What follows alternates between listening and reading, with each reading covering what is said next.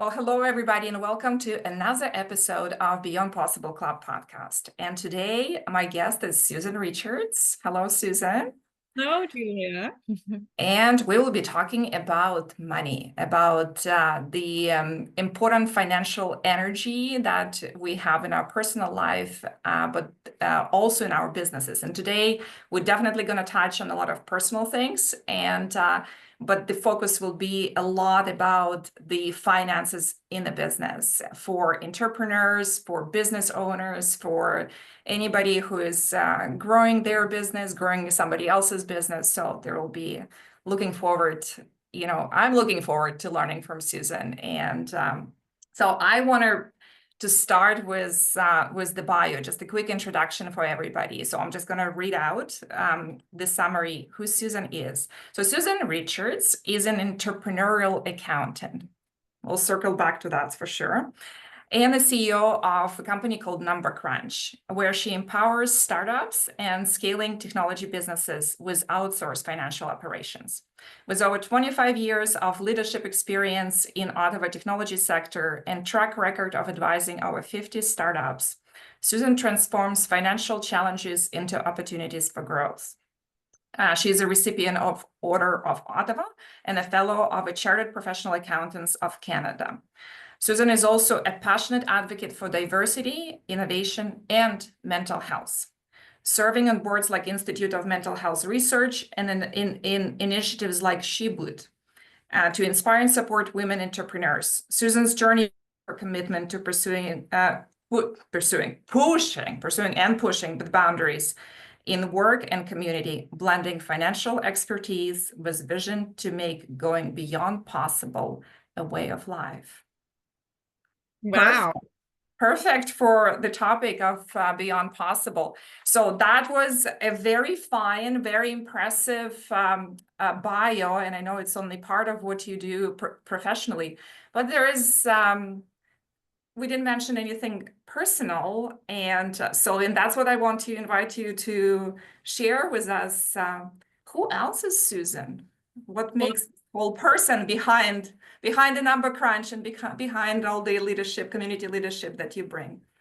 Well, thank you, Julia. It's funny because, who am I? Like, I feel permission to go woo in this conversation. And so I'm of the breed that knows that I am the awareness of all the thoughts and beliefs of the person that I am playing in this earthly experience. So that's, a mic drop moment right there. I have three beautiful sons that I birthed that are, the light of my life. I'm married.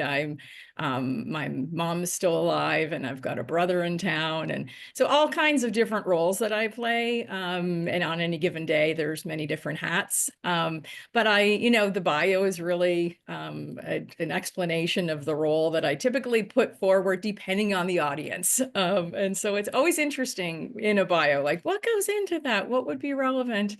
And I think, my thought is always that the bio becomes a bit more relevant after the conversation, and people might be curious about aspects of my lived experience so far. Yeah. And I recently heard advice not to ask people like, what do you do? Yeah, because it's for people, especially who don't identify with what they do. It's kind of like an odd question. And it's also like gives that one-dimensional, like, what do you do? And so instead, the recommendation was to ask, what exciting projects are you working on? And what is your big goal? So I'm going to practice asking those questions. What are the exciting projects that you're working on or project? And since we're just at the very beginning of 2005, what is your big goal for this year? 2025. We're at the quarter. I love the 25s. So I have a preference to even numbers, except when it comes to 25. So 25, 75. I think it's going to be a big year. This year, Number Crunch is, I would say my primary focus I'm shifting away from virtual CFO work for myself.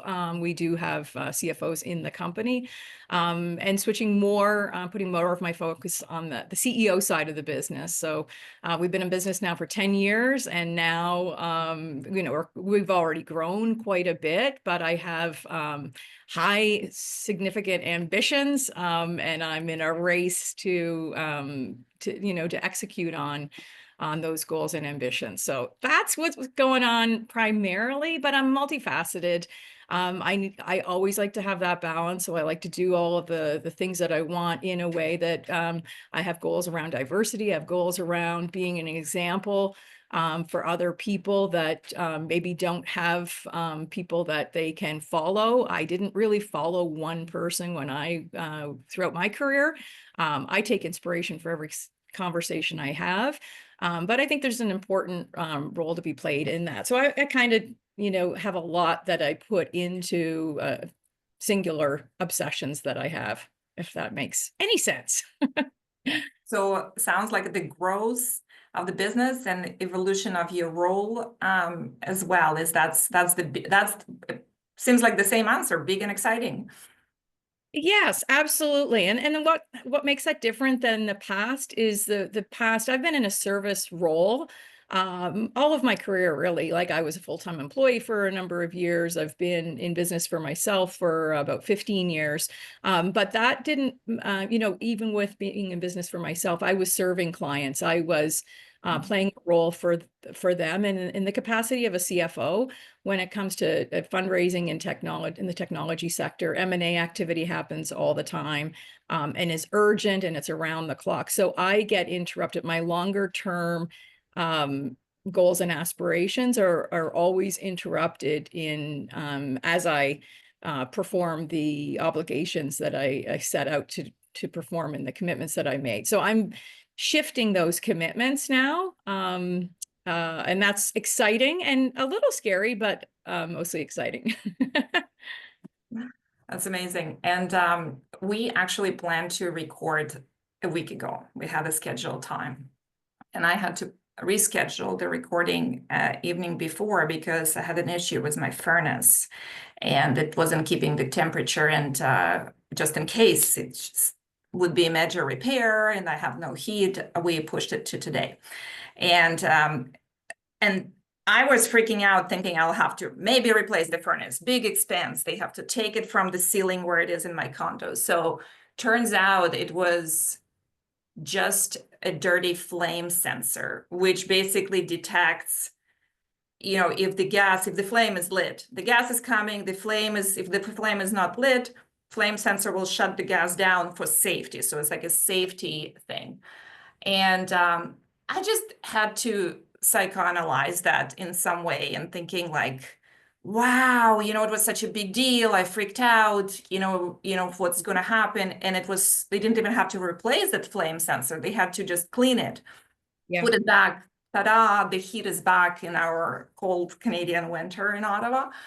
And I thought, oh, I have to bring it into this conversation about finances, because what would Susan say? Like, what are the situations that probably, like, the gas is flowing in the business, whatever, the metaphor, like maybe like whatever is happening, like the gas is there, the flame is there, but something stops, something stops the heat, the kind of the flow of finances, or the flow of business, that out of safety, legitimate safety, but then it causes, no heat, no money flowing. And so I don't know what comes up for you. What are the flame sensor malfunctions that you see in the business, because you have front row seat?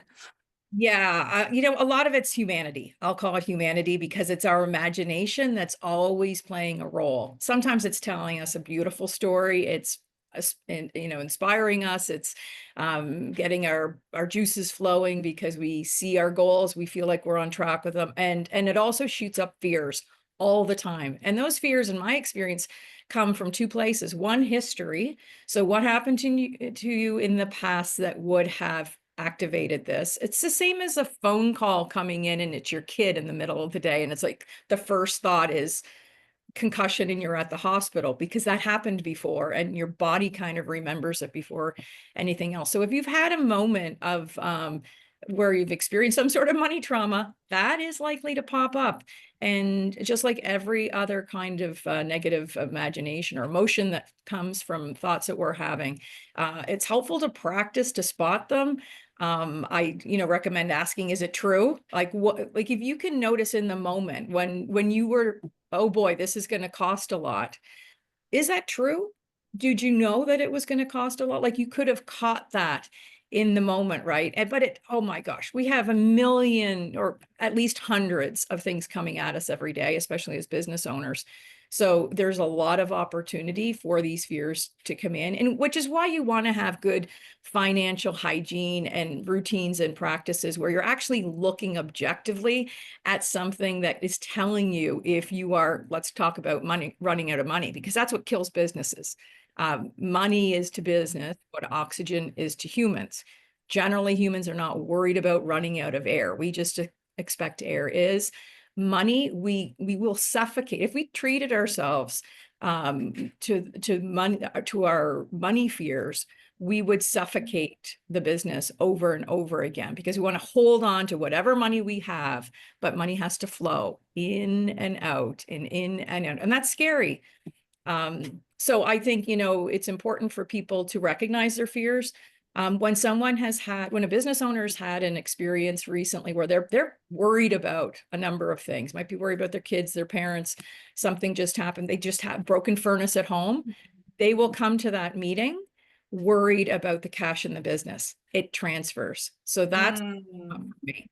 It doesn't mean that there is something wrong with the business. It's what they're hyper focused on. And chances are they're looking at it from a fear lens in that moment.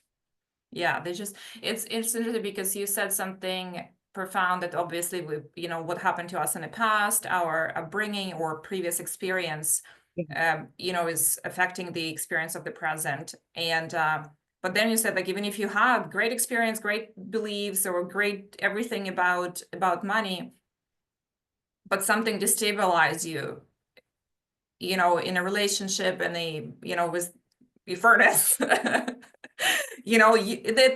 will affect how you're treating that situation. It's true.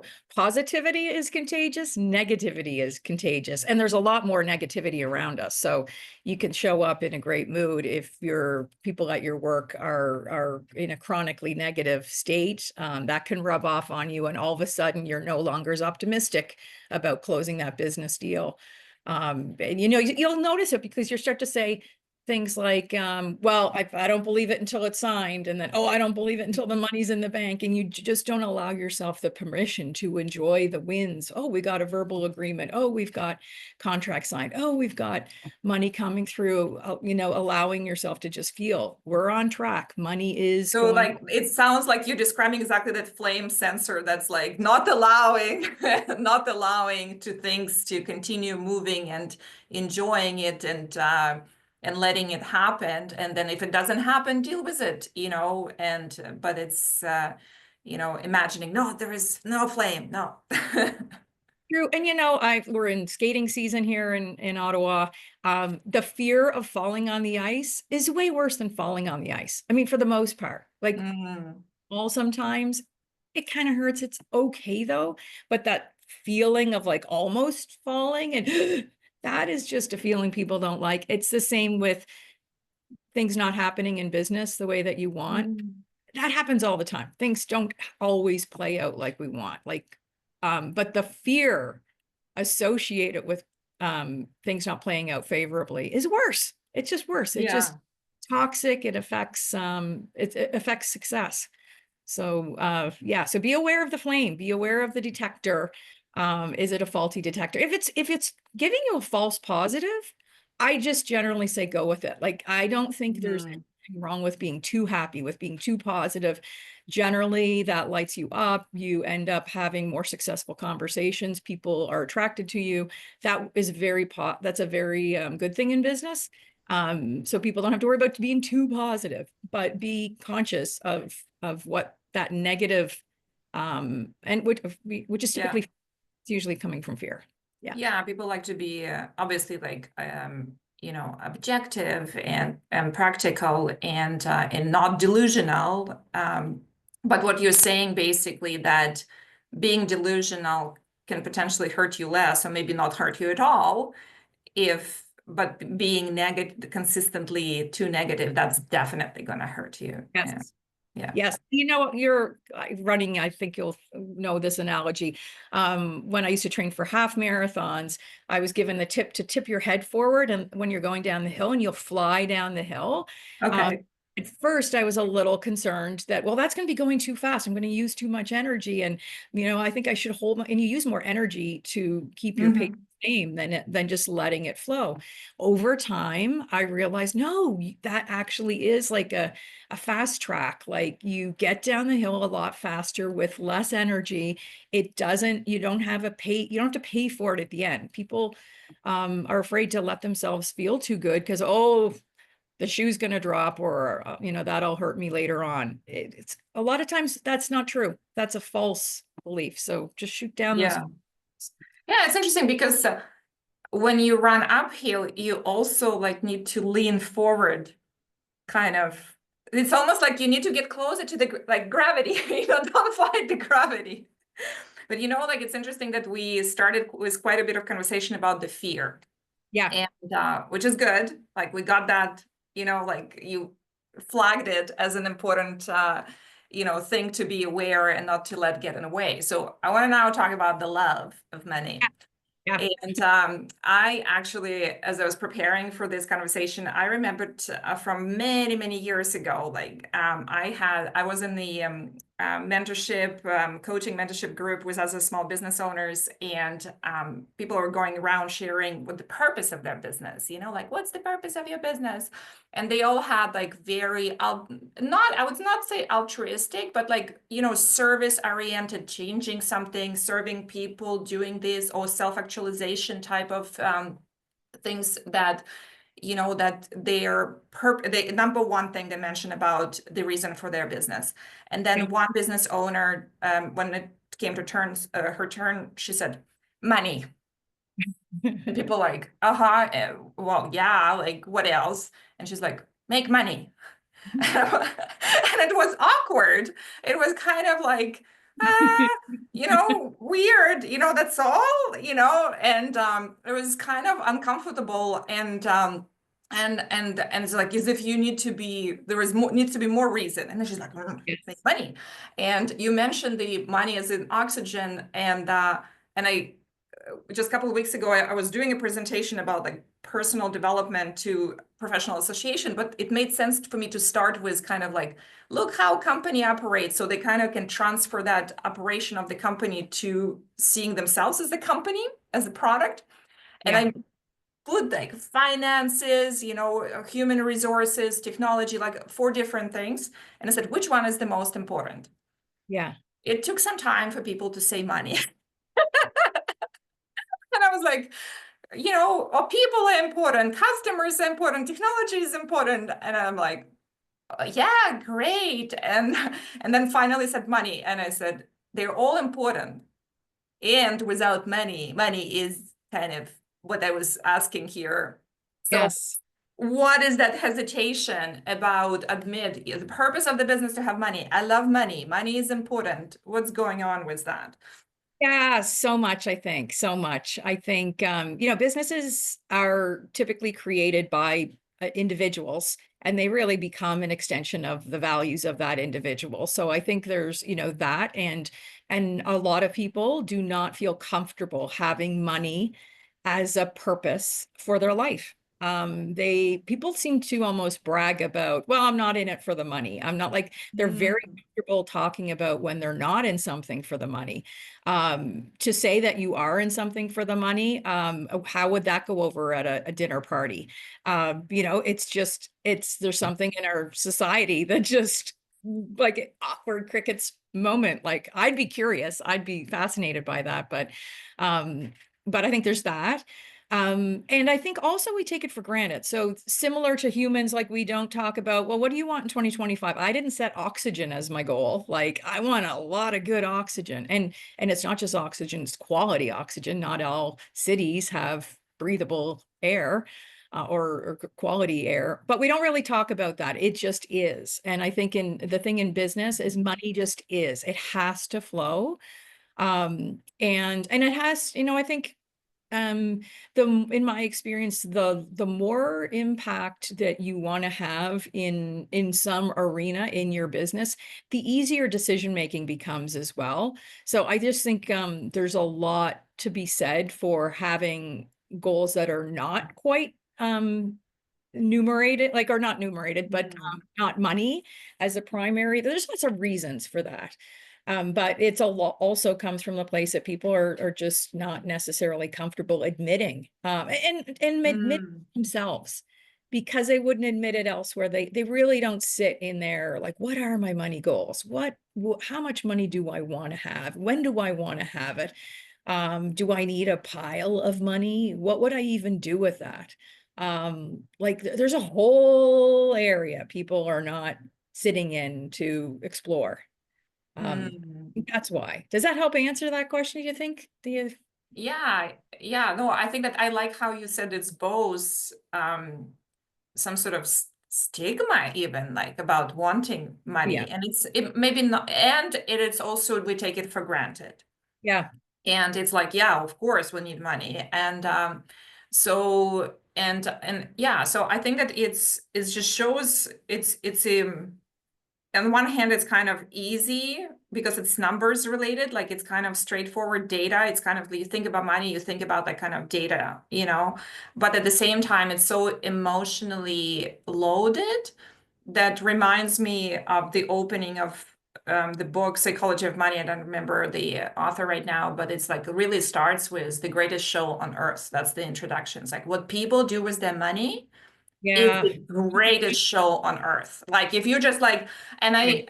and I'm thinking about you, right? Like you kind of have this working with different businesses and working, and I know that, and I want to get into like, well, we already got into it. It's not really about only the numbers and only the financial structure and kind of those decisions. You deal with people, you deal with their emotions, you deal with everything like surrounding their beliefs and everything, and you're very attuned to that too, to be able to guide them as well.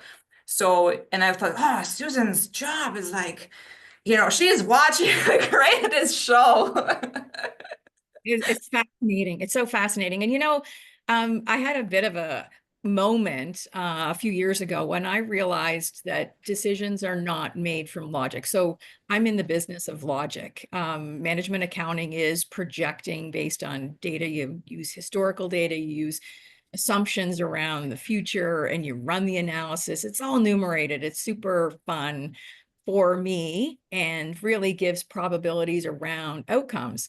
That's not how humans make decisions. So humans, in my experience, actually decide, and then they look for logic to back up their decision. It's Mm. the other way around, most often, most often. And money is a great example. When you watch the way people spend their money, you see that. And how people spend their time is another one. But I think it's money's easier to track because people are not necessarily tracking their time, and money is all mapped. You can see where it all was flowing and the reasons why. And there's what I get a front row seat to is I see what people say outwardly and then what they do. And Mm. the disconnect is very common. And I think if more people knew that, they would feel less insecurity. Because I think that's another thing, the fact that there isn't a lot of public conversation around financials, like business owners that are privately held businesses, they just don't share their numbers. They don't have to. It's, typically if they're asked for numbers, like, no, we're a privately held business, we don't share those numbers. They don't know what anybody else's numbers look like either. Mm. And so as a result, more commonly, they think they're doing worse than the other. They have that feeling of not enough and insecurity around what is happening in the business. Um, Yeah. yeah, so Yeah. Yeah, so it's interesting because what comes up for me as you mentioned it is that, when I first started coaching years ago, I still using this tool. It's a Wheel of Life tool. You might be familiar with it's like a pie chart of different areas of your life, Yeah. and it can be for business. And then you give a rating from like 0 to 10, Yeah. basically, and map it out for your satisfaction with that area. So if it's, obviously money is one of them, and it's like relationships, family, whatever, all the different health. And I remember at that time it was shocking to me to find out that people who I know had highly profitable businesses, millions of dollars in the bank, would put 2 out of 10 on their satisfaction with money. And people who had multiple lines of credit, basically non-profitable business, they would put 8 out of 10 with their satisfaction, because like that's how they felt. They felt like they're gonna, they have a bright future. But those who had a lot of money flowing through the business and sitting in their bank accounts did not feel it's enough. And Yes. so I at first, like now, I wouldn't be shocked now, because I think like somebody could be not having a romantic relationship and put 10 saying I'm happy with that, and versus put 2 if they do have a so, but at that time I remember it was like, what? And because I didn't know that was possible, that you can have that much money and be so 2 out of 10 on satisfaction with that. Absolutely. People's perspective is disconnected from the an objective assessment of where they're at.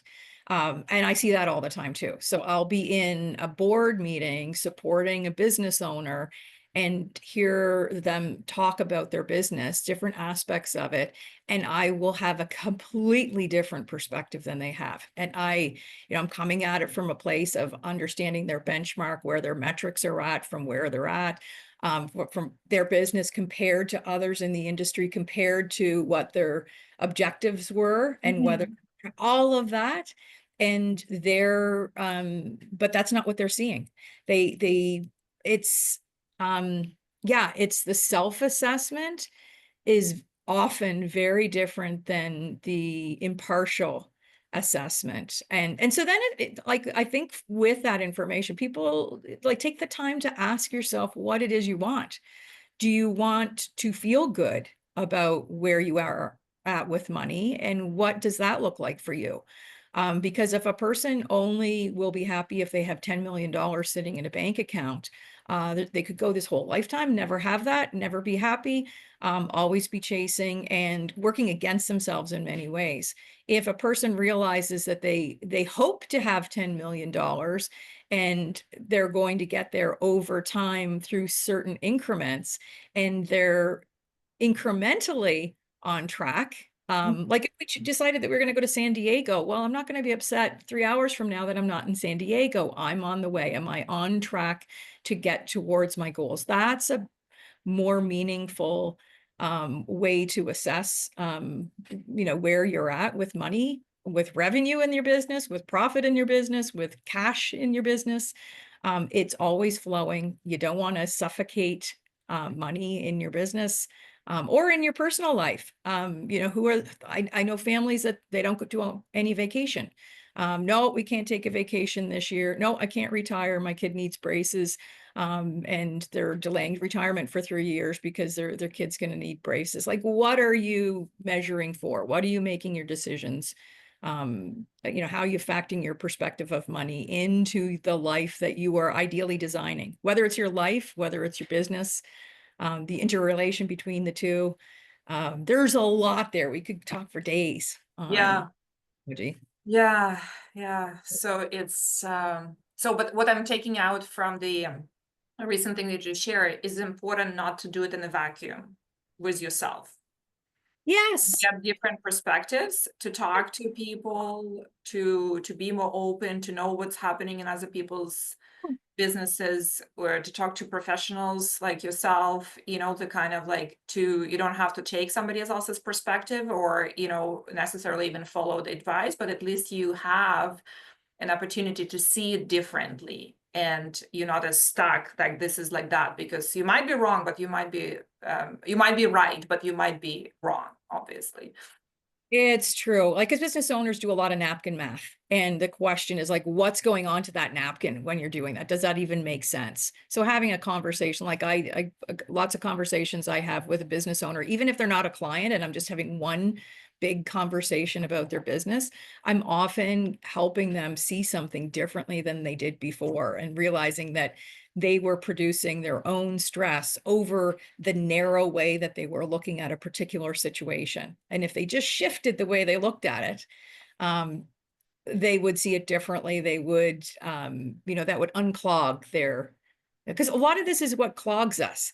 Like, you start a business, you have that energy. Like, these are people that have drive, they have risk tolerance, they're ambition. But we get stalled along the way. We just, get caught up in Like, ourselves. we need to clean that flame sensor. I will keep coming back to it. You know, yeah. Yeah, so it's really yeah, now I kind of like, oh, I had the thought, and then by the time I remembered my flame sensor, now I have to come back to it. Yeah, so oh yeah, I know what I wanted to say. Like when you were saying that people like very data driven, and like I can do this because of braces or something, like there's some, so we talk about like this, it's not really complexity, it's duality. Data, logic, and emotion, and kind of that fulfill, like a little bit bigger picture. And I worked in engineering a lot, so with very highly rational people, and often hyper rational, when they shut down their emotions completely and only look at data, and it doesn't feel actually bad, it feels nothing because emotions are not there, and they think like, what's wrong with it, just like shut it down. But they everybody thinks they're cold, they're not managing relationships, it just hurts their relationships, and hurts so many team interactions, because they're just like not functioning. The channel for the transmission of emotions is shut off, and it's only data. And and I find like it's like harmonizing the two. It's like, you need both. You can't run on emotions alone, you need to look at numbers and logic, and like, so it's like harmonizing it. So what would be your advice generally? I know they all differently, and what role do you play in helping them kind of bring the two together? Yeah, excellent question. I think I've done two things over the years. So initially, I measured everything. So I didn't think there was something that couldn't be measured, including all the human elements, like happiness you can measure, engagement you can measure, energy, like all kinds of things. You can look through at the indicators that show how people are feeling about a thing, and you can use that as data. So I tend to have this bias to believe that everything can be measured, but I no longer believe that you have to measure it to know. I think our humanity tends to have an instinct that knows things about the human energy level too. And I also think everybody has to, that analogy of put your own oxygen mask on first, that is really paramount. And a culture, so if it's a business owner who has employees, that business owner sets the tone at the top, and a business can't really exist separately in a very different type of culture than that individual is generating. So ensuring that that individual is as well as possible is going to ultimately have a beneficial impact of the company. So it makes sense to, what would the boss say? And then what would the employees say?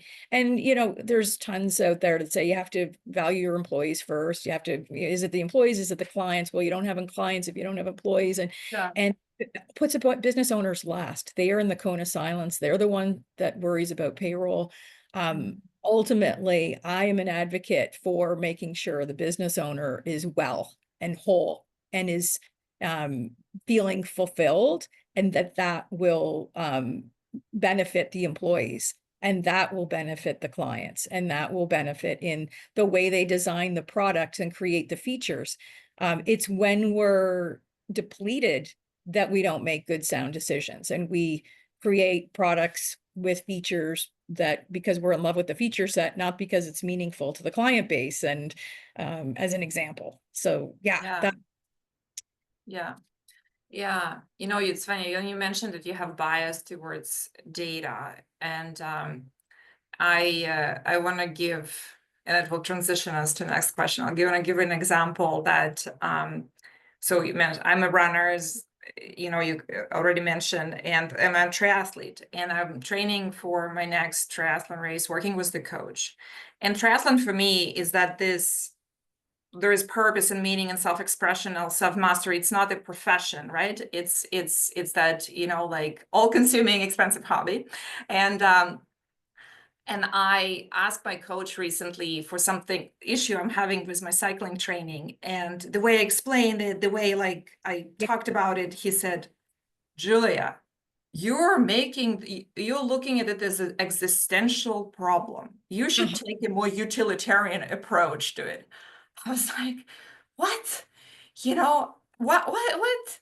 And he said, you're just making circles with your feet. It's not that difficult, like look at it. You're overcomplicating and looking at it as like, because I was putting it in the framework of my fulfillment, of me knowing who I am and how this cycling training affects, how I look at this, and that's why I'm doing it. And it was like he poured like cold shower on me, and very good. Like I'm happy he did it because it really shook me up. And I'm like, wait a second.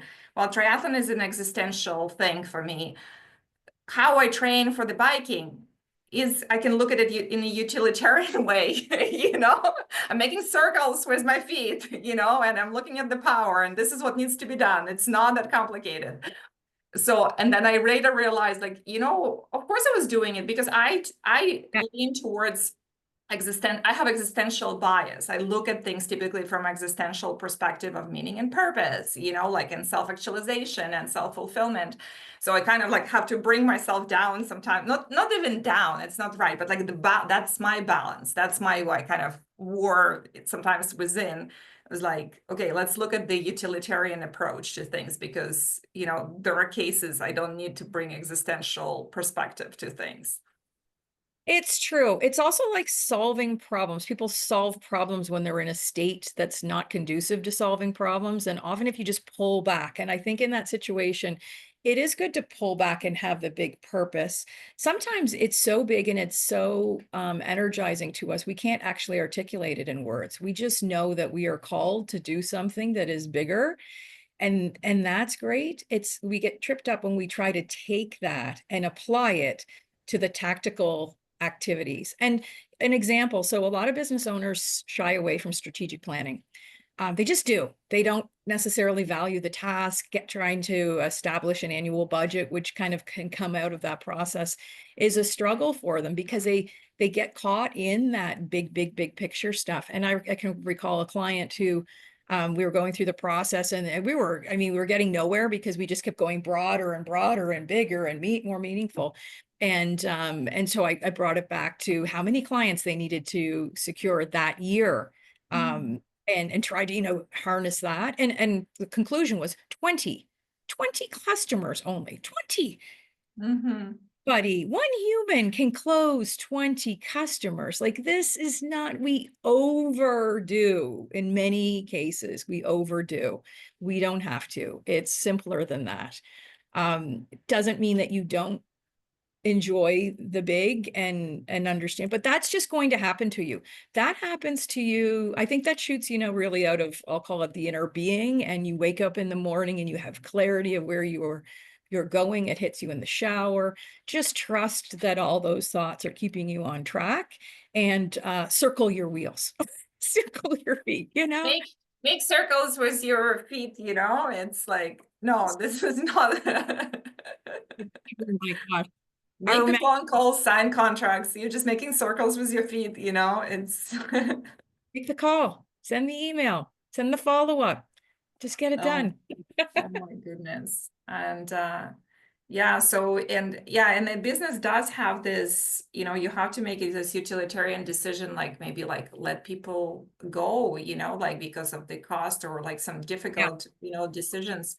And so like kind of like balancing it with everything else, like how, yeah, I guess just so for us to completely kind of close on this topic, like, because, that existential versus utilitarian decision making, when is the time and how to balance that in a business? Well, I think every business could benefit from a budget for the year. So we're in January here, for February when this is coming out. It's not too late to get 2025 down, set your revenue goals. What's your expenses going to be required in order to support those revenue goals? Lay it out in a monthly revenue and expense, a P&L, income statement, whatever you want to call that, that document. And take into consideration what cash factors may, not every business is easy to predict the cash from even when you have revenue and expenses figured out. But ultimately, a budget is that map. It's like setting, okay, we're going to San Diego. We've put it into the GPS. We know it's going to take us, let's call it 4 days, and we're going to stop along the way. That acts as your stabilizing force, because then as the year happens, you can quickly run a report. So if you load that, if you're using QuickBooks Online, you load that into QuickBooks Online every month, run a budget versus actual report, and you can have a moment to see, how am I doing? Are my revenues where I thought they would be? And it's very, black and white. There's all the context and the why it is the way it is. Yeah, you describing it, I was like, and I'm thinking, what, people are not doing it? People are not doing it. Fear keeps people out of it. I Mm, don't know. They don't, it's uncertain. It's future based. A lot of people are afraid okay. to predict where their revenues will be. Yeah, they feel, and they, there's humans kind of go at two fronts. We tend to overestimate what we can do in a year and underestimate what we can do in 10. So there's, that factors in as well. But by and large, like at Number Crunch, I, really encourage companies to have a budget. But I would say by default, the majority of businesses don't. They don't have a budget. Certainly small businesses, like businesses that are under, 10 million, businesses that are under 1 million, by and large, Okay. people don't do it. But it can be the most calming factor. Lay it out. And, imagine, like, we do it in, like, I'm going to do a train for a half marathon. When I'm doing my 18K, 20K runs, I'm not just going to go out of my house and just start running anywhere. I'm going to have a route mapped out so I can feel assured where where I am along the route. And Yeah, yeah, yeah. yeah, So it's common sense, not common practice, basically, to have a budget. that's it. And, and it doesn't matter if you're in business for yourself, a solar entrepreneur. Oh, I don't need to cover my, no, no, no, no, no. You'll want to do it even more so because you don't have a team of people, if you're in business for yourself, that are potentially there to talk about how you're doing against that plan. So, yeah, that's definitely, Okay. uh, Good. Like, and good to know for people who are not doing their budget, know that a lot of people are not doing it. So don't really. when it comes to financial insecurity, everybody's like that. It's like financial literacy. Most business owners are fairly illiterate when it comes to their financial literacy. They all have different takes on how they feel about that. So similar to your money wheel and how people will feel about it, it's Yeah. fascinating to see how people feel about the topic. And it doesn't reflect actual literacy that they have or an understanding. So how would you describe what is financial literacy actually? Well, it's just understanding how the financial elements of their business.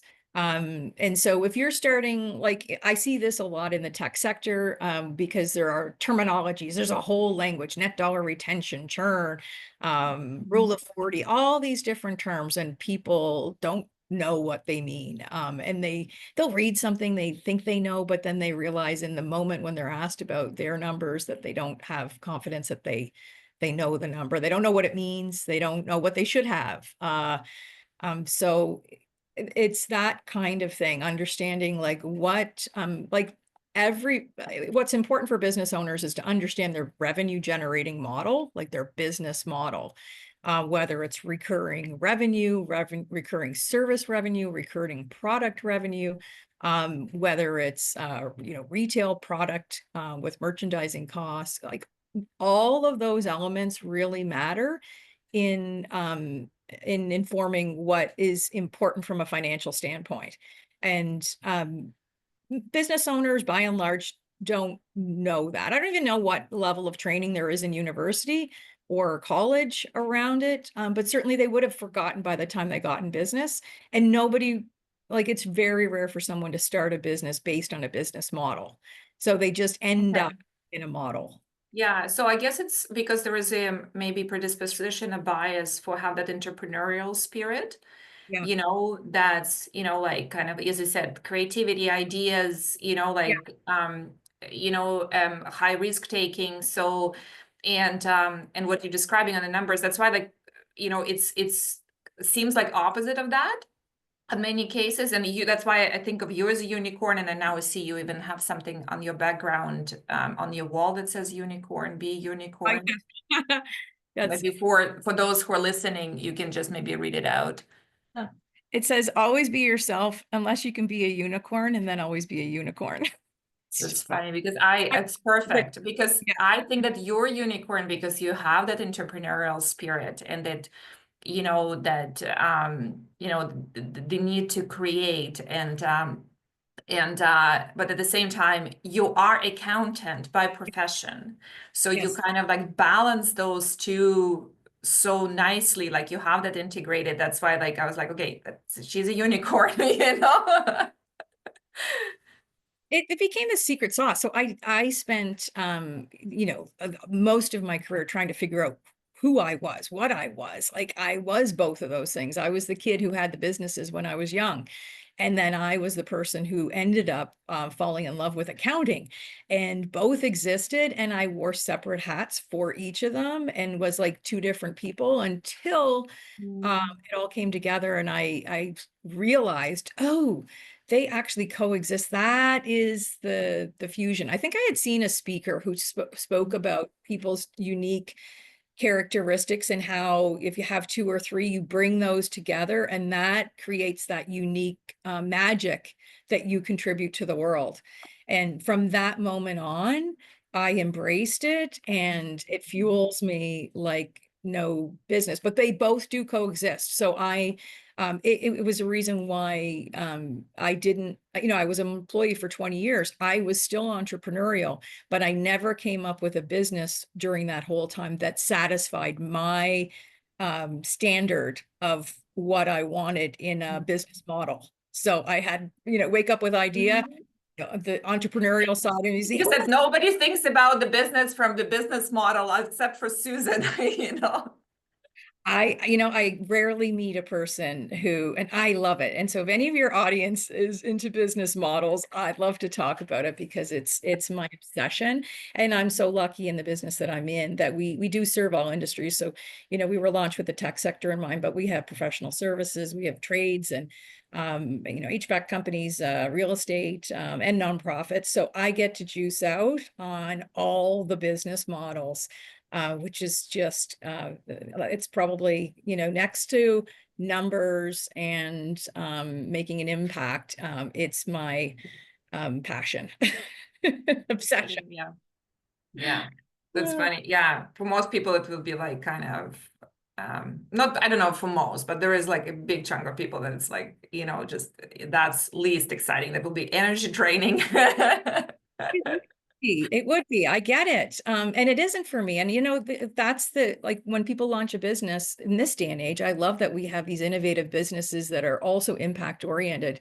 And things like, is your business launched for a consumer, an individual, or are you going to be selling to a business, or are you going to be going through a channel that's going to then sell to a business or a consumer?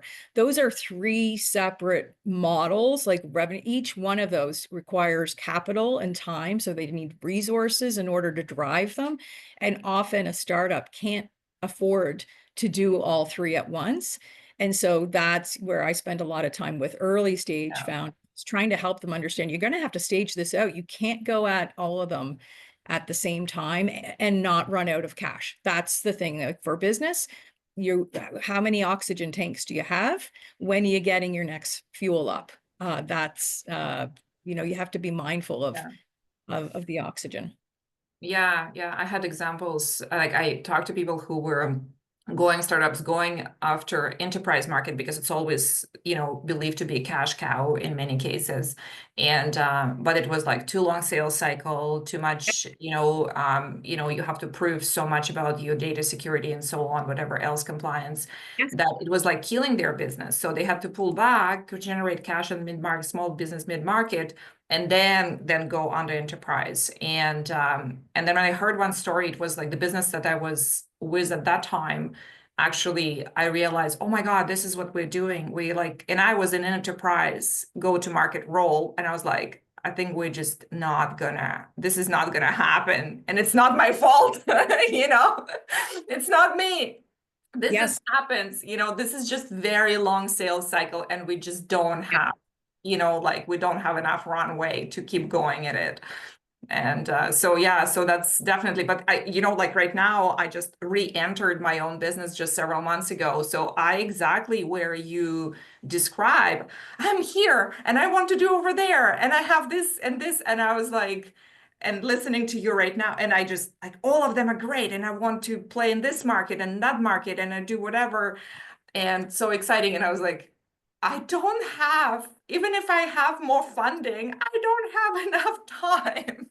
That's it. That's it. And thank you for pointing out that both are required. You can have the money, but not the time. And you can't control the time so much. Like there is a finite amount of hours in a day. I have a friend who I recently bumped into, and he asked me a question about a book he was like, what are you reading? What are you optimizing for? And he always asks, what are you optimizing for? Uh-huh. And that is the question to ask yourself. In your situation, what am I optimizing for? Because if we do focus more on a particular segment, we can deliver powerfully to them in the most, like entrepreneurs generally price too low. That's a very common issue.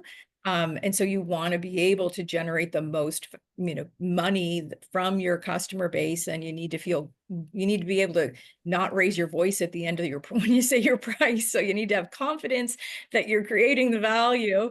That's when people ask me about pricing, how much should I charge? The most you can without your voice lifting at the end. That's from my friend Sarah. Actually, good advice. I'm gonna practice it in front of the mirror. I'm That's just like, it. I'll send you an email. That's And keep increasing prices. So often I'll have a conversation that people say, oh, I can't increase my price, I'll lose my customers. Well, then don't increase your price for your existing customers. Increase your Mm. new customers. That's an easy fix. Like your new customers were there in the early days. That's okay. Those are the things that we get stuck and clogged in, and then there's easy fixes. And focus can be tricky for a lot of us entrepreneurs. We do want to do it all. And just trying to, what are you optimizing for is the question. Yeah, and it's interesting. So for me, I have to say that it's again back to that existential versus utilitarian thing. And it's like I used to like was not successful like chasing money and fulfillment at the same time. It's like it was hard for me to integrate in my brain. So I was like, I was chasing money, then I was chasing fulfillment, like meaning versus money. And right now it's once again how to have that financial stability, Yeah. and while working like on the passion projects, and even like and truly believing, not just like wanting to believe, but truly believing you can have it, like you can actually, your most profitable, work can be the most meaningful work. Yes. And I know like I worked with the business coach before that said that actually could be, for some people it might never happen. So you also need to know that like not to try to, desperately find a way to make your most meaningful work, your most profitable work, and or like most fulfilling work, because there's sometimes just like it's just not going to happen for you. Like so you can set it like you have to separate the two and know what, brings, what somewhere I heard like there was like four reasons somebody said that they're doing four types of clients they have, or four type, oh, sorry, three types of clients, it's three types of projects: for fun, fame, or fortune. So it's like I think it was like actually somebody who was running a marketing advertising agency. Like, say there is some fun projects, we love to work on them, and there is fame, we put it in their portfolio and look at us, like we did this work for this company. And some are just like boring as hell, and you cannot put it on your portfolio, but they brings the cash. Yeah. It would be great if all of them, every project is fun and fame and fortune, but sometimes it's like you just need to be clear. So I would say for me is optimizing, kind of building the bridge, because I was like trying to take a leap, like all or nothing. Okay, I'm gonna just like focus for this 3 years, I'm gonna make money, and then it's just misery. And as you very much always emphasize when we talk, like to focus on your energy, like how, like if you don't have the energy and excitement, like there's not much you can do and sell and produce. And I was like, I'm gonna make money for this 3 years, and I'm gonna go do that, but then I deflate so much, I exhaust, I burn out, that there is like, Yeah. it takes me time to recuperate it. And maybe I didn't make as much money because I just like didn't have the energy. Who wants to buy from me when I'm like, I'm making money. So I think it's just like building that, instead of like, oh, and now I'm chasing my fulfillment. And but I was like, oh shit, the bank accounts, and so kind of like not leaping like this, having some Yeah. sort of that bridge and integration, and having patience, that while I can have it all, and I'm patient not to have it all right now. Yeah. I mean, you just did, that was a great riff. You just covered a lot, and I just want to comment on a number of aspects of it. One, 3 year, I think, setting an intention that I'm going to be doing this business for 3 years, great. And just leave that there. The next is I'm going to go after meaning and money. Those are my two, not or, meaning and money. Those are my things. And not the most meaning, not the most money, just meaning and money. And for a 90-day sprint, I'm going to go in that direction. And then I'm going to see how it feels along the way. And even when activities are not fun, or you're noticing that, take a moment to see, is that something that I'm doing? So for example, you may be meeting somebody at a location that doesn't energize you, but if you shift the location and the way you're meeting, all of a sudden that's a game changer. I started doing meetings at Nordique, and I did a meeting at Altea. I did a Zumba followed by So just to say, for somebody who might not know what Nordique is, if it's not local to Ottawa, it's a outdoor spa, right? Like how would you describe it? yeah, with gorgeous saunas Okay. and tubs, and you do the Nordic You do cycle. meetings there? Yeah, yeah. So Okay. how is that not fun, right? And you can talk about boring business models all day long in an environment like that, and that is just fun. To me, that's fun. That's not fun to Yeah. everybody. But there's, entrepreneurs make decisions all the time. Don't think you're going to stop making decisions. You will. You will stop. You will keep making decisions. And other thing I want to touch on that you said is the bank account. And one of the biggest issues that I see with business owners is making decisions based on what's in the bank account today. So you definitely want to have that plan that you have has markers of what's going on in the bank. You have an assumption around where the bank is going to be, so that you're looking at the bank. It's a bit like getting on the scale. It's a How bit of, so? I think, because we have judgments about what the scale is going to tell us in the moment, and can soothe us if we're thinking, oh, I think I'm up 10 pounds, and we get on it or not. It's like, oh, I'm okay.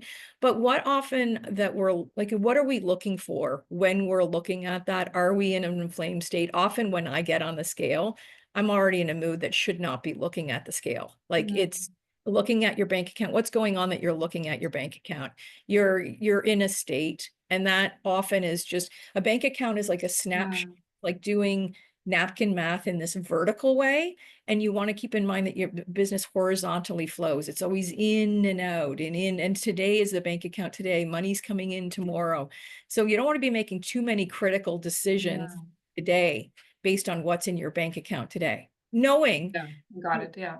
you have to, you have to keep the oxygen flowing, but you plan that out. So do enough of a plan that Yeah. you're, Well, I get it. So I got it the way I understood it's also like it could be a good cash in the bank, but your pipeline for sales is maybe like this is, it's not going to be like that. And you're like, oh, we can now buy and afford to buy this and that, and make this investment and hire more people. I was like, well, it's not accurate. well, that's it. So you want, yeah, because the more that you lay out the plan, and let's say you say how much revenue you're going to have this year, and ideally what you're doing is indicating, well, how many customers is that, and how much on average is the customers paying me? And then when you look at your pipeline, so you'll look at your budget versus actual, you see how you Mhm. did it. You close your books and how did I just do? Great, I seem to be on track. How's it looking next quarter? Looking at your pipeline, what was I supposed to have at this stage in the leads? Is it better? And in general, let the better happen before you start making different decisions than you made in the plan. So if you plan to hire 3 people this year and you're 2 months in, and then you're all of a sudden thinking of adding 3 more people, what is the change in the financial assumptions? Get back to that budget and Mhm. revisit the whole thing rather than making these ad hoc Yeah. decisions. Sounds that the best case scenario here is to almost like have this stable neutral state of in terms of emotional outlook, because it can go both ways. Like you're too negative, you're too positive, it's wrong, it's kind of a distorted lens, like how to come into it like kind of on the positive side, being open to solutions and possibilities and use imagination, but so not spasmed out, but also not overly like optimistic to the point that you're not seeing clearly. Basically, that what I'm hearing. Yeah. Yeah. So if I go back to my analogy of driving to San Diego, you're going to make stops along the way. Well, consider what those stops will be. Make those choices along the way, but you're not necessarily going to, go over to Connecticut on your way. You're going to stay on track. Unless you're changing the plus something and opportunities come up. Wait a sec, we have a big opportunity in Connecticut. Let's take a look at this. Can we add more on to our trip? Do we have enough gas to get to where we need to go? Do we need more cash in order to pay for another night? That kind of thing. So changes to the plan, just take a moment and be real with it. I would recommend, like, how if you do have a weight goal, if a person, because we're in that season where Seems like a topic for you. Okay. Okay. especially this time of year, it's always physical ones.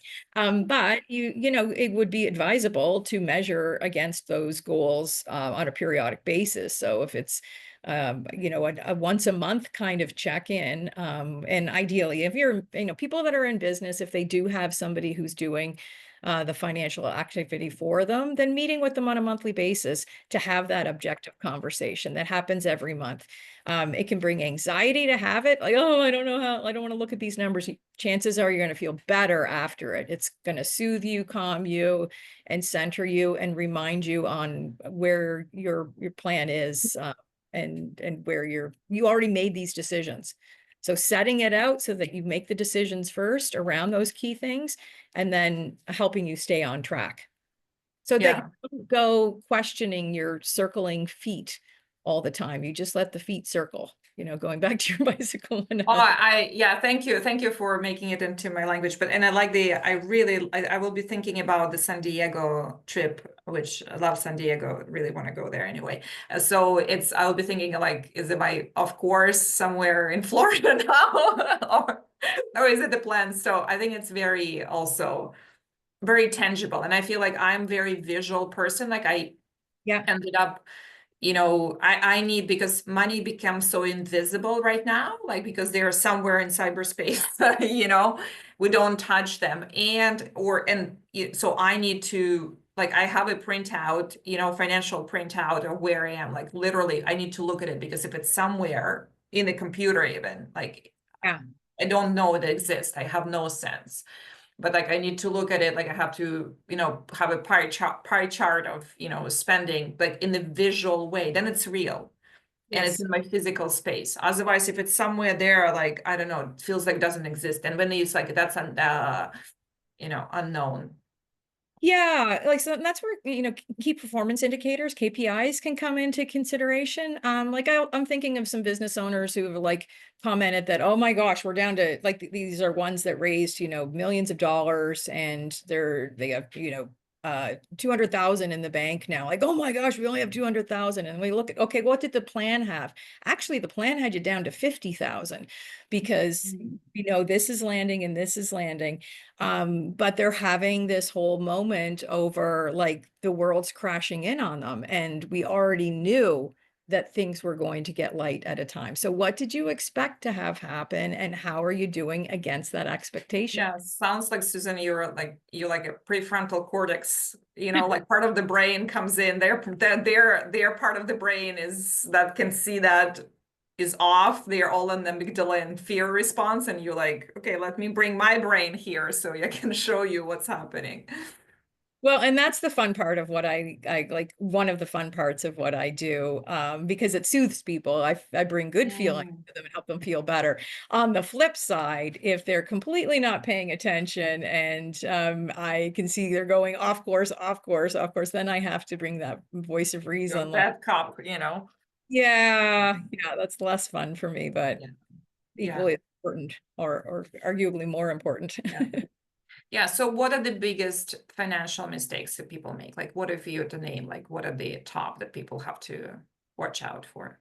Yeah, I think, well, right at the very beginning, people get into business we get into business for a lot of reasons, sometimes because we're not the most employable people. We're done with being somebody's employee, which, when you think Got it after we finish, yes. it's not necessarily the best reason to go into business, but if I had a nickel for that's the story for a lot of people.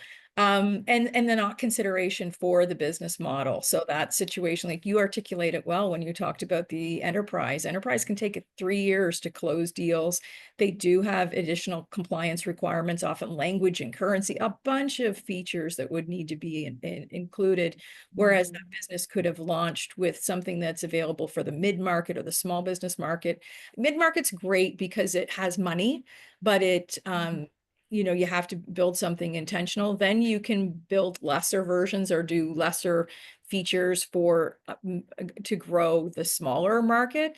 But in order to get to enterprise, there's usually quite an investment required there. So people not thinking of that, and they just, launch, out they go, and they're shooting from the hip, a lot of shooting from the hip. Yeah.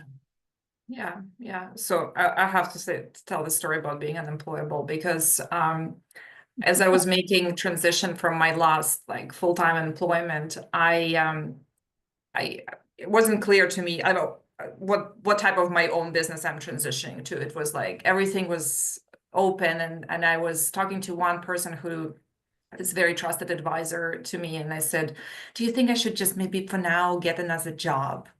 And he looked at me very calmly and said, "You're not employable." It's so true. It's so true. And, very pleased, I was like, "Ugh, I kind of feel good, very good, and very bad at the same time."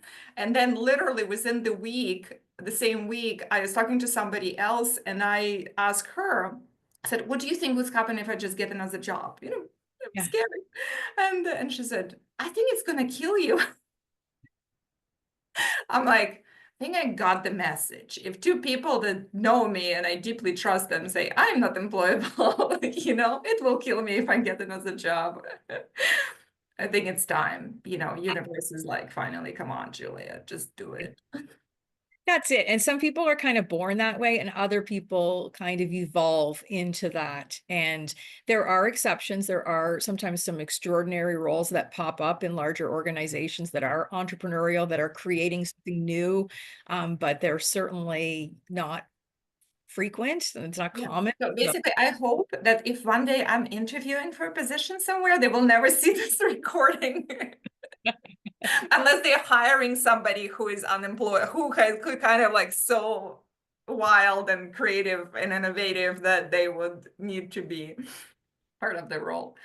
Okay, so I wonder if you have something in mind, like a success story to share, like, because we talked about fear, but like, is there some company that comes to mind that had like a huge setback or some difficulties and you witnessed them like coming back into, being successful and doing well?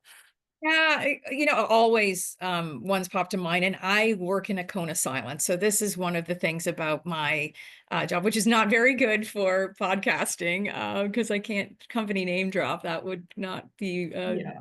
I will say that, like, there's examples where I met with a business owner who was really struggling. They had grown a lot. They were super stressed out because money was always an issue, and it didn't take very long looking at their data, slicing and dicing it to just, the prices had to increase.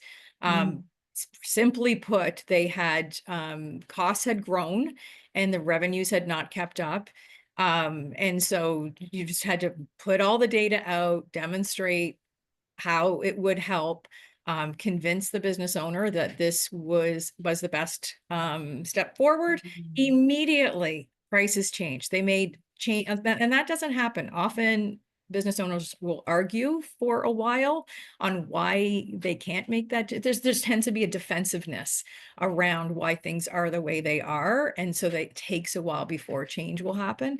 But almost instantly, prices changed, communication went out, they navigated that price increase. They did not lose customers in it. Often we can increase prices by 20% without grinding down on existing churn or sales churn.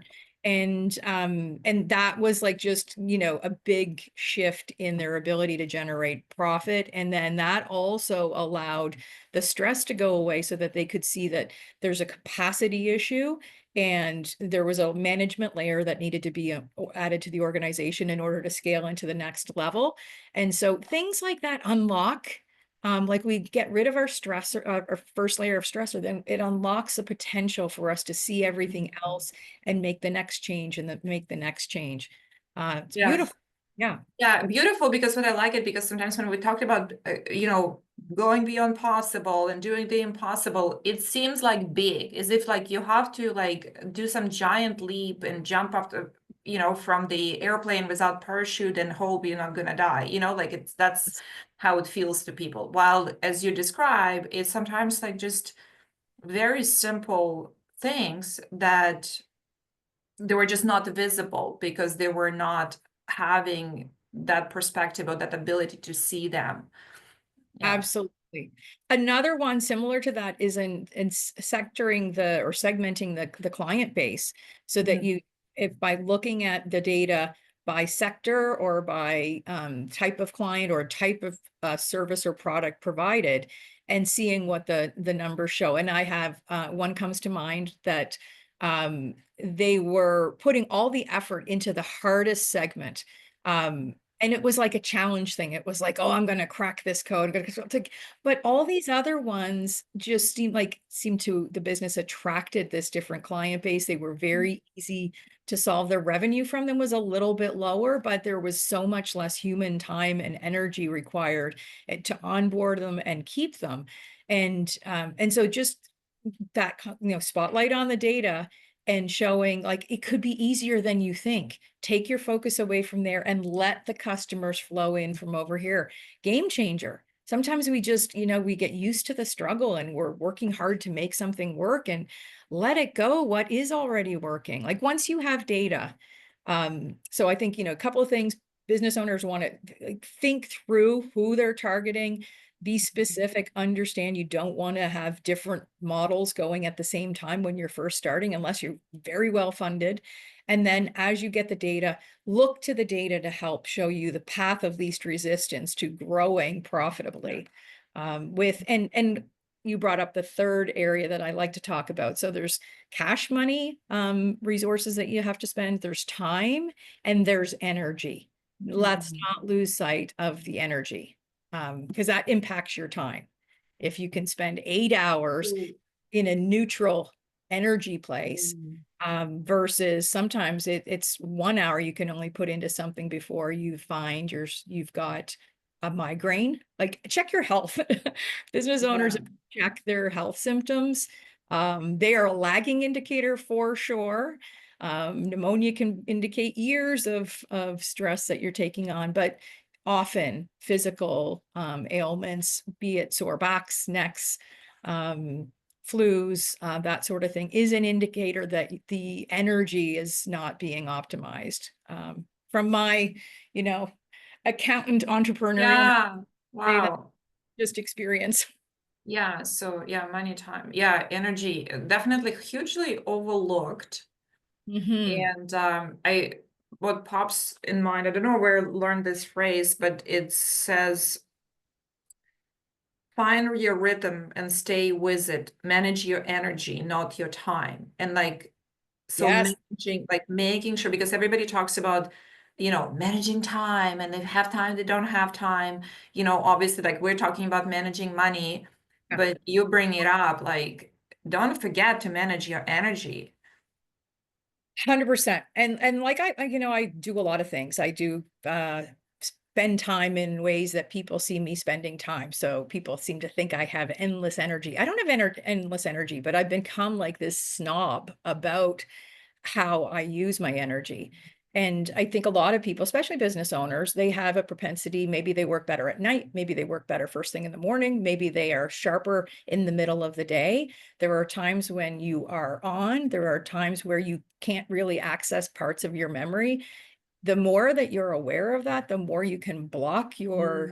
your time to allow only those activities into those segments. So it's not so much the time, it's the, it's how that the use of time, the quality time, and the use of the conversation, meeting agendas. What are you, there could be a whole area that you could talk about all day long, and other areas 10 minutes into that subject and it's depleting you, and maybe it's not in your zone. Like, I've learned over the years that it's better for me to say, I'm not a tax accountant, let's get the tax accountants on the, like, that's not my job, rather than burning my energy attempting to help them understand something that I'm really not technically qualified to represent. I can do a general thing, but I don't feel energy around that. So it's just better for me to keep it short, get the right resource connected into the conversation. That'd be one example for me.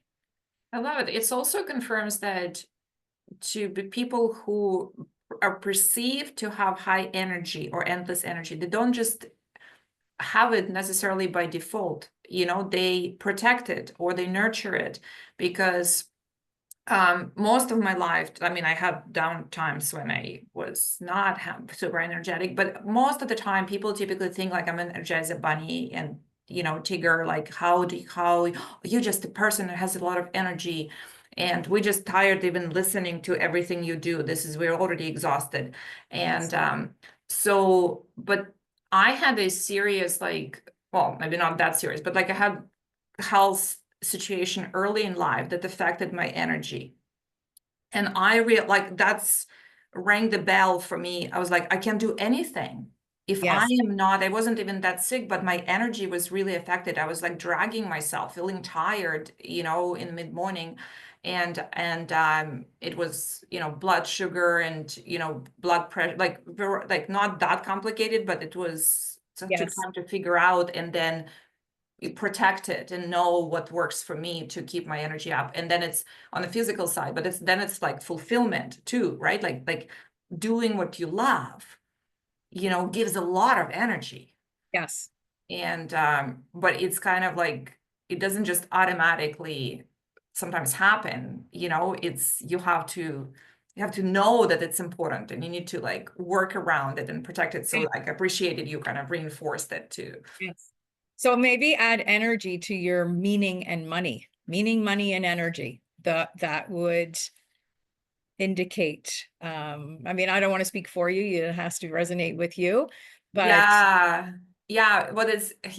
But I was gonna contemplate that in terms of, because it's almost historically it was, and I think there is some, so I'm gonna say it vulnerably, that the highly profitable things were not fulfilling things. So it's, and so they, yeah, and then something that's was very fulfilling also comes easy to me. So sometimes maybe I'm shy charging for it at all or more, Yeah. like, or there is like deep belief, like, oh, it's kind of like I'm having fun doing this. Does not feel like work, well, it doesn't mean like I'm not trying, that's it.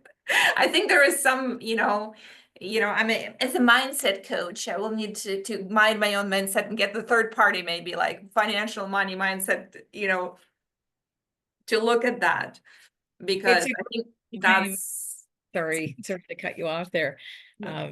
Well, I get it. I get it. It's common. And I want to highly recommend Amanda Francis. Amanda Francis XO, if you're not familiar with her. She is a money mindset coach out of California who talks unapologetically about this. She struggled with this when she was starting out, and she's got all a kind of interesting background, but she is unapologetic and help you blast through that.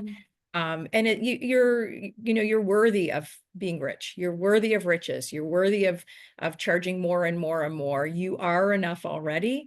And you can build more and more value and charge more and more and be meaningful. And there's people out there that are looking to attract you. You are what they want, and what you're want to do is make it easy for them to find you and buy what you're offering. And that so she has sort of really great way of putting it, which helped me be able to say that to you. And that is it's such a common thing though, for everybody. Us And I will say, I'd say especially women, because women, what we have a lot of experience in is the caring side of, so businesses that are around caring and impact, we've got a long history of that. And we've been doing it all for free. It was a non-paid role we've played, and that our people played before us and stuff. So there's like a long history and why it just doesn't feel right.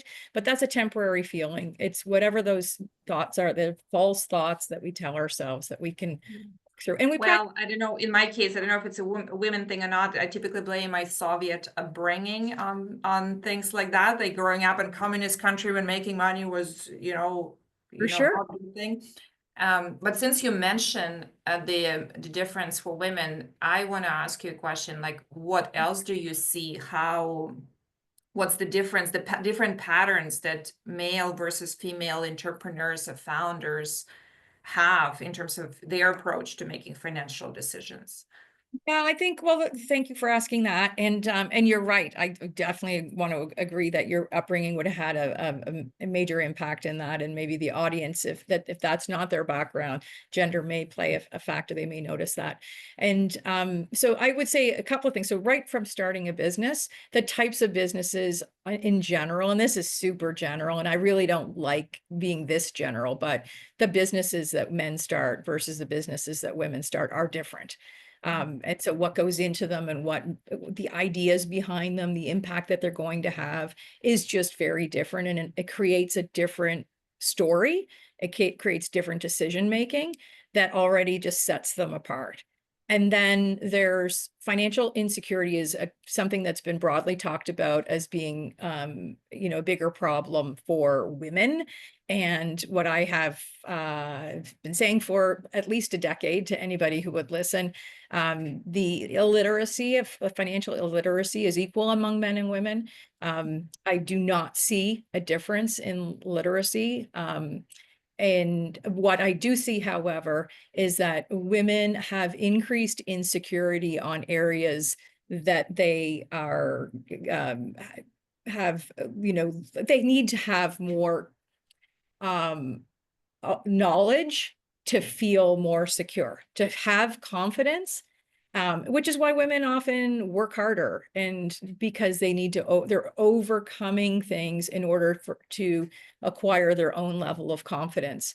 Whereas a guy in general will not have that insecurity around it. He's just sort of like, I know it, I don't know it. It's not an issue. He's not worried about it. He's not feeling like it's a flaw or a fault that he has to overcome. And so that is a difference between the two. So I always, when I do workshops for women, I let them know you know just as much, and so worry less about it. Like, it's okay. There are people out there that do the financial side of things. Most business owners feel like they could do every role in their company except the financial one. That is, when surveyed, they don't feel like they can do that role. That's okay. Hire someone to do that role. You know how to do everything else. You know what you're creating. You probably know how to market it better than anybody.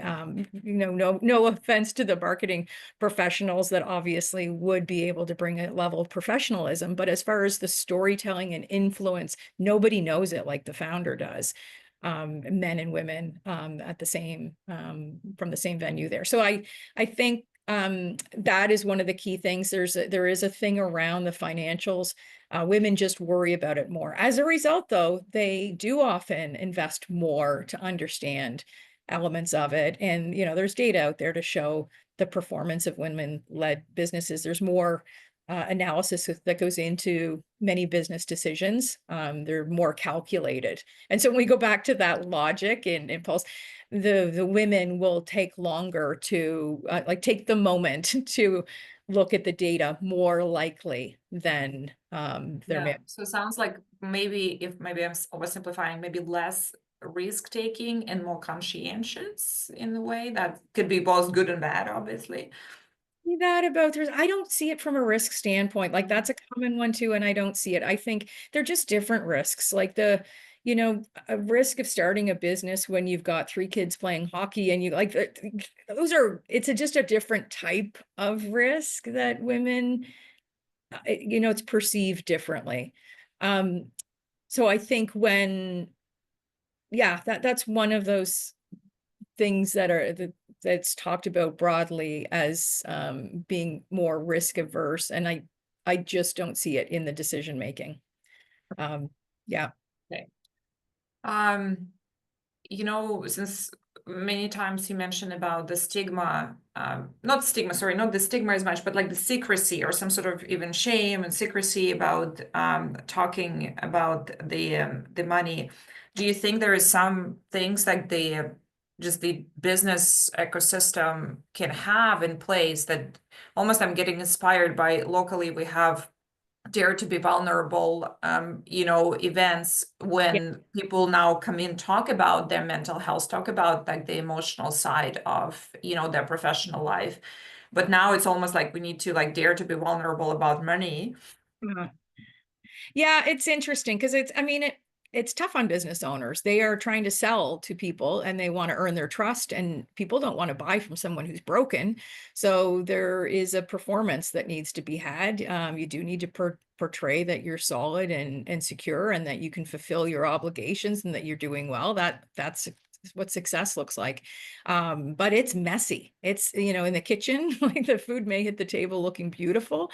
The kitchen's a hot mess in most circumstances. And what people are willing to do, crazy stories of people not only mortgaging their house but having electricity be cut off, like what people will do to keep a business going, because it starves without cash, and you just have to come up with it in any way you can. And many business owners live through that in a very lonely existence if they don't have people to talk to.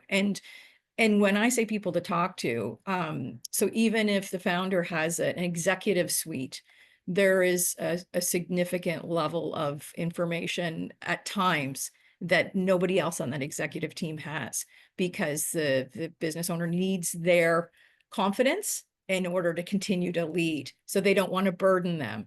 And, there's some level of transparency and being authentic that can be helpful, but people do get afraid. And being a strong leader is the one, it's a lonely, tough job, and they have great stories to tell. They do often, through dare to be vulnerable and other opportunities to speak after the fact. So once somebody's had the successful exit, they're usually a little more willing to share what they went through. And I love hearing those stories. I think that's soothing. But not for the faint at heart, but the business model matters. So if you're creating a service-based business model where it's exchanging time for money, you don't have to suffer those types of dramas. Like some business models where you're forced, you're going to be raising millions of dollars and then you have to hit certain objectives in order to hopefully be able to convince additional investors to be able to give you more millions of dollars before you're ever going to be at a sustainable level. That's a super, that takes a particular type of individual that can stomach that. But some business models are a lot less challenging that way. So people should be mindful of what kind of business they're creating, what their person, how when you do like a personal finance and they assess your risk level and do you want to hold it for the long term? Are you willing? And then they put it into the various vehicles based on that. Same kind of thing should be happening in a business. Like you want to have a business, great. What type of structure can you stomach in your the way? It's like back to sports. Like sports are for everybody. Everybody should be doing sports and having experience with sports. Elite sports, for competitive sports, are not for everybody. Right. Yes. So, and I find that, like, yes, everybody has money and it manages money. Everybody should be, I think everybody should be, even at some point in their life, should be having their own business because it's such a big learning, as a human. But like, what type of business, Yes. Now, I do not believe everybody should have their own business. Okay, I okay. should not. They should be Should great. not. Yes. I would agree with that too. Okay, I can argue. Because I do think, I do meet people and I do get asked a lot for different career advice or what do you think I should do here? And in many cases, when someone's become a new business owner, when I understand why and where they're going, it's really, they were just tired of that job and not the workforce that they're, and I had the same experience when I was young. I realized, employee was what I wanted at one point when I otherwise was trying to be a lead singer in a rock band. You did that? Other podcast. That's a whole other podcast. Yeah. But you Sure. learn. How come was that was not on your bio? Like, Exactly. Let's just say I'm not doing that any longer. Yeah, but understanding what your level of appetite is for the unknown is important. We need to stay for another hour now, but no, we won't. We'll just but I'm gonna ask you a personal question, actually about your own experience going beyond, limitations in achieving something that you thought was impossible. Obviously, you didn't achieve the singer. We know you're not a singer, but what did you? Not yet. Not yet. In the car. Not yet. And so definitely coming back to that. But what are the things that you thought were like impossible, but you did that? Yeah, my answer to this, and thank you for letting me know that you're going to ask that question because I've been noodling on that the whole time. So I am not someone who sets big goals in the future. A lot of what has been accumulated in my life it's just happened because I try to soak the juice out of the moments and opportunities I have, and those have, led to other opportunities, and that's the way I choose to live my life. I am inspired by your question though, to set some really big goals over the next decade and just see. And some of those are creating 10 different impact organizations, and hitting revenue targets that people wouldn't believe Number Crunch can hit, things like that. But you know what, that really came up as like the impossible? A string bikini that I'm comfortable in. I did not ever think that would be something that was possible for me. And so there I am this week. I'm going to the family. We're headed to Mexico next month, and I'm delighted to have like, I could go into detail about it, but let's just summarize it by saying string bikini I'm comfortable with that at this stage in my life. Beyond possible. Mic drop moment for me. Forget all the professional But goals. what made it, now I understand all the conversations about the scale and the weight, but like what made it possible? A coming together of many things. So there's a level of acceptance, a level of I do a lot of things for my physical body. I do a lot of things for my mental fortitude on what is considered it's just that beauty standard and not living up. So I had a lot of physical hang-ups as a child, and um my hang up wasn't money, but it was a lot to do with that. And I spent a lot of time in my youth, certainly hiding, a lot of hiding. I took a profession that doesn't have any requirements there. You throw on a blazer, nobody's really looking. I'm there for the brain and but personally, I never let go of some of these aspirations to just feel comfortable in my skin. Um, I've achieved that now. I am more comfortable than ever before. There's still more. I still want more. I always want more. But yeah, that was the one, literally. Sorry, I did not see this coming. Good job, blindsiding me was very impressive. Very impressive. Yeah, good one. But like it's a big deal. It just shows where we have different hang-ups and what's important for us to say, I really want it. And I Yeah. thought it's never gonna happen. And it happened. And permission to want it, right? That's an area of kind of shame. Like, who am I going to tell that I want this? Like, did I even want it? It was another example of knowing that it was something I wanted. Once I achieved it, I was able to say, wow, I never thought that would be possible. I'm feeling awesome. And to be able to share that, well, in the future, I would like to have goals that I can share with people around subjects like that, because why not? But there Yeah. is that, layers Yeah, of, I love it because it's like what you said, being honest with yourself, that you want it. Because for me, last year was very much focused on like that integrity, like being, oh no, that's what I should want, or this is what, but I was like, no, I need to be honest. I don't have to tell anybody. I don't have to put it on LinkedIn, that I want this. Nobody needs to know, but I need to admit to myself that I actually want this. yeah. And I think that's what, like, that's permission. Like, what is it you really want? And even if you think it's impossible. And so what is it now going forward? What is it that now you really want, but think maybe it's impossible? Step. So I want to have a list that I want. So if that is not the funniest thing, right? But truly, I think it's fun to want things. And so from product standpoint, I do have a wish list that I create so that it's just fun to have a list. And then if I have, a moment of like shopping therapy, it's like, oh, let me pick something from my wish list that I have here. But I'd like that for the intangibles as well, to give myself permission to want the thing. I don't know about communicating it. There's certain things where I think we share. Sometimes people share before it's baked.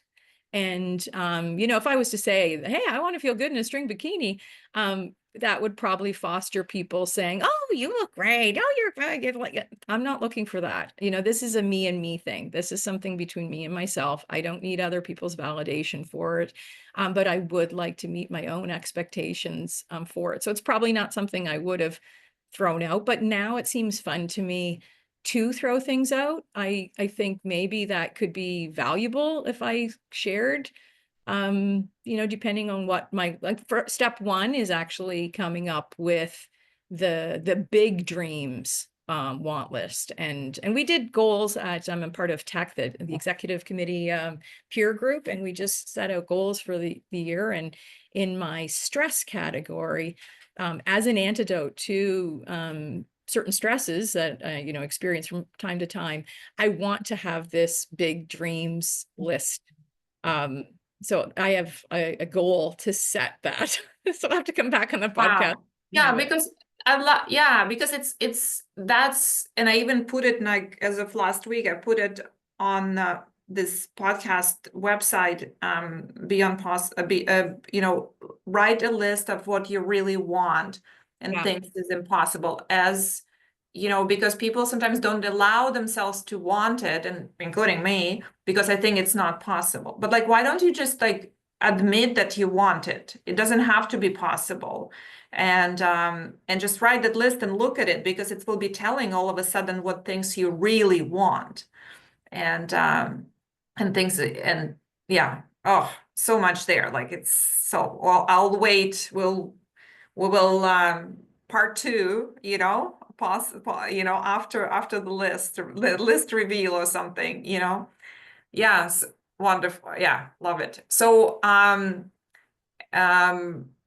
what else would you like to, is there's anything, and it's okay if you don't, but like, we're wrapping up right now. So what you want to leave our listeners with as the closing?